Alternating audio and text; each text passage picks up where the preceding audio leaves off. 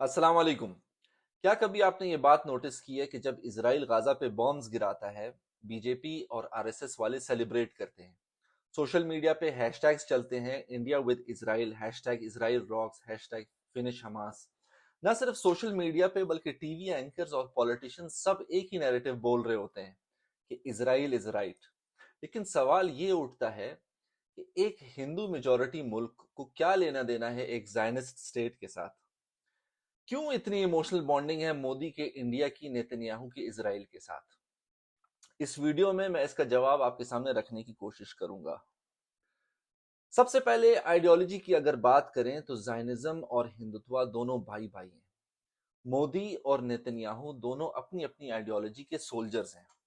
Zionism कहता है Israel एक जूइश स्टेट है जहां सबको राइट्स हैं, लेकिन जूस को स्पेशल राइट्स हैं।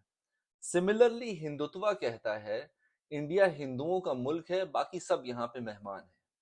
यही सोच दोनों को जोड़ती है और इसीलिए हिंदुत्व के सपोर्टर्स इजराइल को एडमायर करते हैं, क्योंकि वहां पे माइनॉरिटीज को सप्रेस करना, इलीगल सेटलमेंट्स बनाना और अपने कल्चर को स्टेट के ऊपर रखना प्रायोरिटी है। और यही मॉडल आरएसएस, बीजेपी और मोदी इंडिया में लाना चाहते हैं। दूसरी बात यह कि हिंदुत्व का ख्वाब सिंपल है, एक मॉडर्न इंडिया जिसमें टेक्नोलॉजिकल एडवांसमेंट, ओपन सोसाइटी और ग्लोबल अट्रैक्शन सब हो, लेकिन कंट्रोल सिर्फ हिंदू हिंदू आइडेंटिटी के पास हो। माइनॉरिटीज को बेसिक राइट्स तो मिलें, लेकिन पॉलिसी, लॉ और कल्चर हिंदुइज्म पे बेस्ड हो। थर्ड पॉइंट जो कि सबसे इंटरेस्टिंग है वो ये कि दोनों फेक सिंपैथी और टेररिज्म का कार्ड खेलते हैं।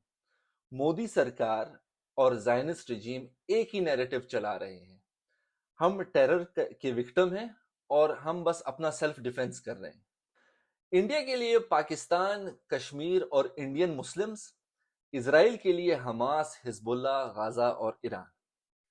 और लोगों को मीडिया के जरिए इतना ब्रेन वॉश किया गया है कि इनका जुल्म वेस्टर्न दुनिया में आम लोगों को सेल्फ डिफेंस लगता है। याद रहे आपको कि 1999 कारगिल वॉर में इसराइल ने इंडिया को आर्म्स दिए थे। आज इंडिया इसराइल का सबसे बड़ा आर्म्स बायर बन चुका है। 2014 के बाद से 42% इजरायली आर्म्स एक्सपोर्ट इंडिया गया है। इंटरेस्टिंग बात यह है कि कांग्रेस के दौर में इंडिया पैलेस्टाइन का सपोर्टर था, यूएन में वोट भी पैलेस्टाइन के हक में दिया था। लेकिन लेकिन बीजेपी के आने के बाद सब कुछ पलट गया और नरेंद्र मोदी वो पहला इंडियन प्राइम मिनिस्टर बना जो इसराइल गया। उसके बाद से इंडिया और इसराइल के बीच में बिजनेस स्ट्रांग हुआ, चाहे वो एग्रीकल्चर हो या साइबर सिक्योरिटी हो, मिलिट्री टेक्नोलॉजी हो या फिर वाटर मैनेजमेंट हो। और हाँ, I2U2 भी बना, India Israel UAE USA. India Europe transport corridor बन रहा है इसराइल के थ्रू। लेकिन आपको समझना ये पड़ेगा कि इंडिया तो जापान, फ्रांस और इवन चाइना के साथ भी बिजनेस करता है, लेकिन इसराइल के साथ जो रिश्ता है उसकी बुनियाद आइडियोलॉजी है और सबसे इंपॉर्टेंट शेयर्ड इस्लामोफोबिया है। जी हाँ, दोनों का दुश्मन अनफॉर्चुनेटली एक ही है, मुसलमान और इस्लाम। तो अगर इसको समराइज किया जाए तो हिंदुत्व के लिए इसराइल एक आइडियल स्टेट इसलिए है क्योंकि इसराइल एक मजहबी स्टेट है जहां डेमोक्रेसी भी है और कल्चरल डोमिनेंस भी। वहां आर्मी पावरफुल है, टेक इंडस्ट्री मॉडर्न है, लेकिन आइडेंटिटी सिर्फ जूइश है। वहां अरब्स को टॉलरेट किया जाता है लेकिन कभी बराबर का स्टेटस नहीं मिलता।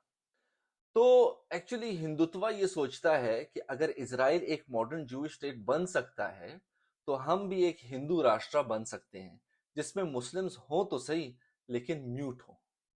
अच्छा, हम पाकिस्तानियों के लिए क्या सबक है इसमें? ये जो दोस्ती है मोदी और इसराइल की, इसके दो क्लियर मैसेजेस हैं। हिंदुत्व का दुश्मन सिर्फ पाकिस्तान नहीं बल्कि इस्लाम है। उनका हीरो वो मुल्क है जो मुसलमानों की मस्जिदों, अस्पतालों, स्कूलों और बच्चों पे बमबारी कर रहा है। दूसरा ये कि मोदी इजराइल अलायंस सिर्फ स्ट्रेटेजिक नहीं बल्कि आइडियोलॉजिकल है।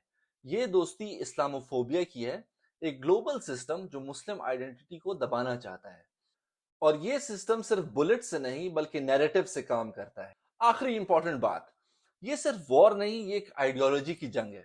और अगर हम मुसलमान सिर्फ रिएक्ट करते रहे और प्लान नहीं बनाया تو کشمیر، حیدرآباد اور علی گڑھ کا سین بھی غازہ جیسا بن جائے گا۔ اب وقت ہے کہ ہم نیریٹو خود بنائیں، یونٹی پہ کام کریں، اور ایک بات سمجھ لیں کہ دشمن یونائٹڈ ہے، اور اگر ہم بکھرے رہے تو اگلی باری ہماری ہے۔ اللہ حافظ۔